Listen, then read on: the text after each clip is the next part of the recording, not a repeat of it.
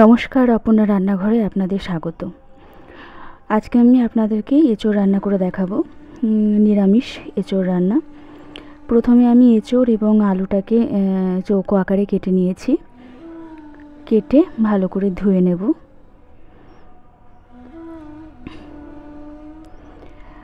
নিরামিষ রান্নাটা যদি সুন্দরভাবে করা হয় তাহলে কিন্তু খুব খেতে সুস্বাদু হয়।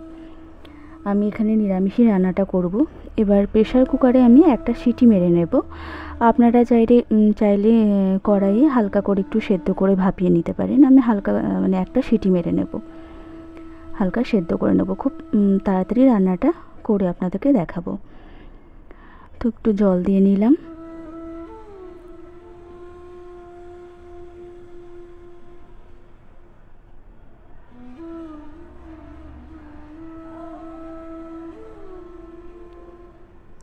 এরপর প্রেসার কুকারের ঢাকনাটা একটু লবণ দিয়ে নেব। লবণ দেওয়ার পর ঢাকনাটাকে লাগিয়ে আমি একটা সিটি মেরে নেব। দেখুন সেদ্ধ হয়ে গিয়েছে। খুব বেশি সেদ্ধ করিনি, হালকা সেদ্ধ করা আছে। এরপর কড়াই বসিয়ে নিয়েছি। কড়াইয়ে দিয়ে দিলাম সর্ষের তেল।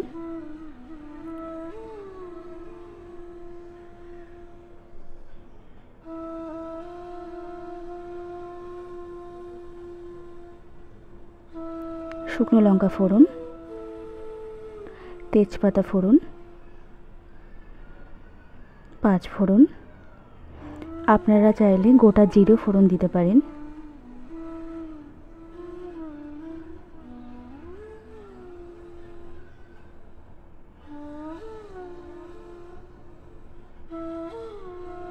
গোটা গরম মশলা,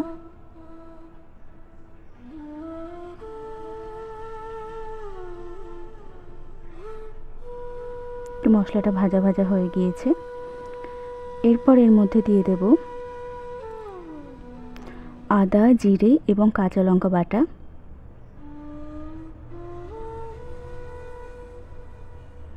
নিরামিষ রান্নার কিন্তু আলাদা একটা স্বাদ আছে।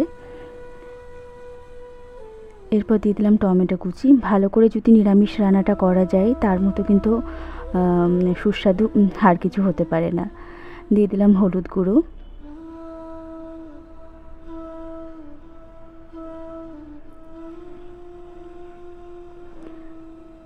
পরিমাণ মতো নুন,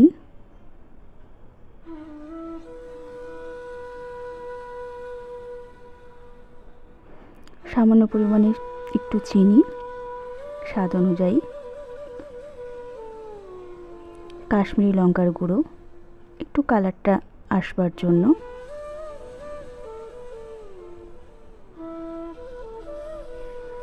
এবার মশলাটাকে একটু কষিয়ে নেব।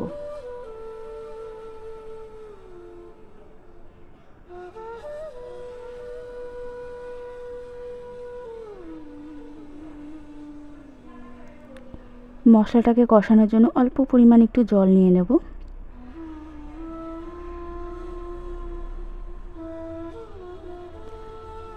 মশলা থেকে তেল ছেড়ে আসলে এর মধ্যে আমি সেদ্ধ করা হালকা ভাপিয়ে রাখা এঁচোড় আর আলুটা দিয়ে দেব।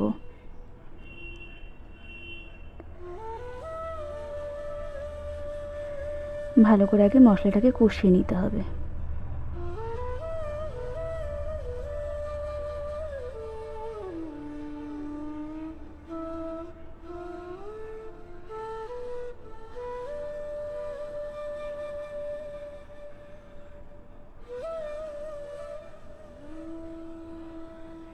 দেখুন কালারটা কত সুন্দর এসেছে।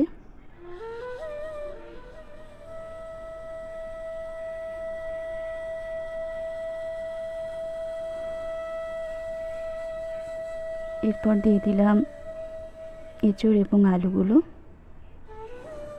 সেদ্ধ না করেও কিন্তু করা যায়। আমি তাড়াতাড়ি করবার জন্য এইভাবে করে দেখালাম। আমি সেদ্ধ না করেও আপনাদেরকে রান্না করে দেখাবো। এটা খুব তাড়াতাড়ি হয়ে যাবে, সেই জন্য সেটা খুব চটজলদি রান্না যদি করতে যাওয়া হয় তাহলে এইভাবে করা যায়, কিন্তু সুস্বাদু হয় এটা খেতে। চটজলদি সুস্বাদু খাবার এটা, রান্নাটা।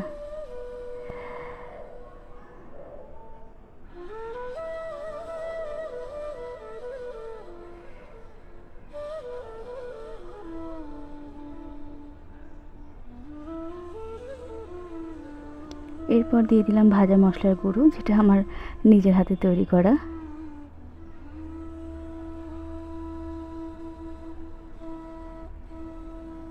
কসুরি মেথি,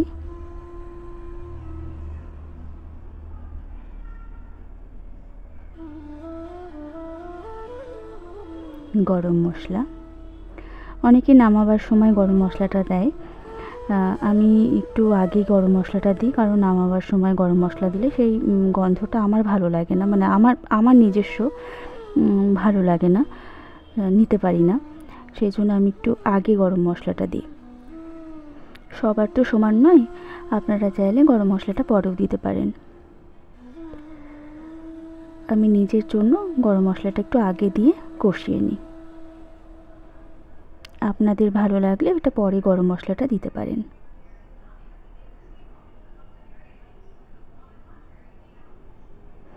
এরপর ভালো করে আবার কষিয়ে নেব। জলের পরিমাণটা আপনারা যেমন ইচ্ছে সেরকম রাখতে পারেন। আপনারা গ্রেভি হিসেবে মানে একটু অল্প জলও রাখতে পারেন, একটু ঝোল ঝোল হিসেবেও খেতে পারেন। সেই জলের পরিমাণটা আপনাদের ওপর নির্ভর করছে।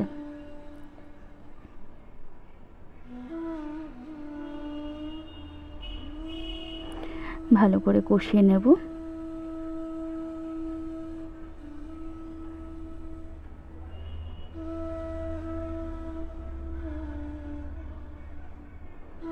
এরপর আমি জল অ্যাড করব। আমি কিন্তু এখানে বেশি জল দিইনি, আমি একটু গা মাখা করব।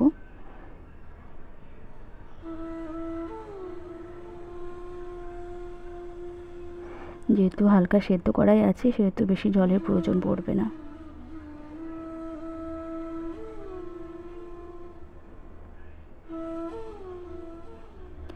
হালকা ঢেকে দেব এবার।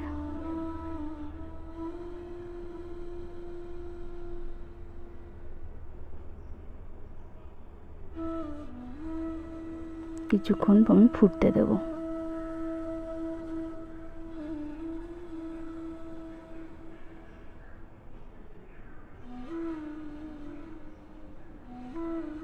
এই যে হয়ে গেছে আমার এঁচোড় রান্না কমপ্লিট।